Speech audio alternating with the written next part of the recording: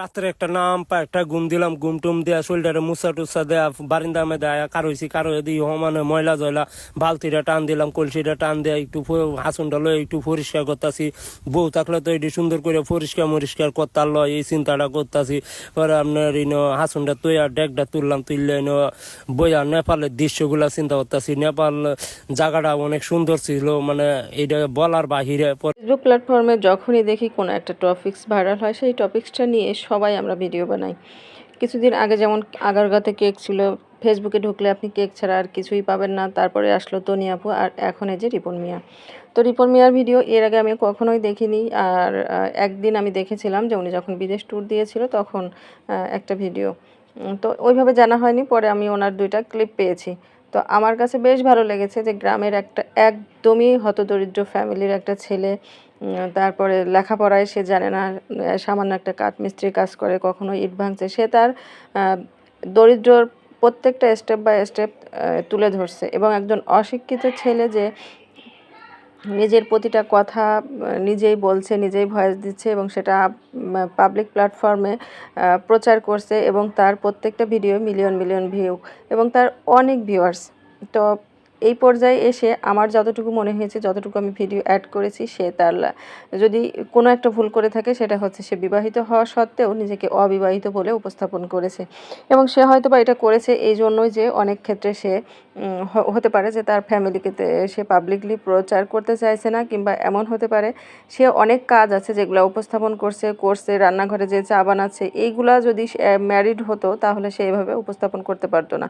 হতে পারে এই দুটোর যে কোনো একটা কারণে সে এটা করেছে। আর আমার মনে হচ্ছে আজ হঠাৎ সাংবাদিকরা যে তাকে নিয়ে প্রতিবেদন করছে, এটার প্রথম কারণ হচ্ছে একদম হতদরিদ্র একটা ছেলে কিভাবে বিদেশ ট্যুর করতে পারে। তার বিদেশ ট্যুর করাটাই আমাদের মূল সমস্যার কারণ। কারণ আমরা একজন ধনী ব্যক্তি বিদেশ ট্যুর করবে, একজন সম্ভ্রান্ত ব্যক্তি ভালো ভালো কাজ করবে, এটাকে দেখে অভ্যস্ত। কিন্তু একজন হতদরিদ্র ছেলে কিভাবে এটা করতে পারে, এই যে একটা হিংসা থেকেই। আর আমরা সবসময় কিন্তু দুর্বলদের প্রতি অন্যায় অবিচার করতে পারি, কারণ এটা খুবই ইজি। আমাদের সমাজে অনেক শিক্ষিত ভদ্র সমাজের মানুষ আছে যারা নিজেদেরকে ভাইরাল করার জন্য অনেক নোংরা পন্থা অবলম্বন করছে। আমাদের সমাজের মেয়েরা নিজেদেরকে উচ্ছৃঙ্খলভাবে উপস্থাপন করছে। অনেক শিক্ষায় শিক্ষিত, মানে যারা নিজেদেরকে দাবি করে, তারা অনেক বাজেভাবে নিজেদেরকে উপস্থাপন করছে ক্যামেরার সামনে। সেই ভিডিওগুলোকে আমরা খুব সহজেই নিচ্ছি, তাদেরকে নিয়ে এইভাবে সমালোচনা বা আলোচনা কখনোই করছি না।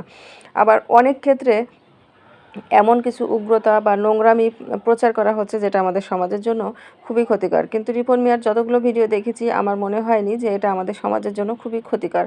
বরং নিম্ন শ্রেণীর মানুষও তাদের লাইফের প্রত্যেকটা পার্টকে একটু একটু করে ধারণ করে উপস্থাপন করে তাদের জীবনে একটা সচ্ছলতা ফিরিয়ে আনার একটা সুযোগ আছে।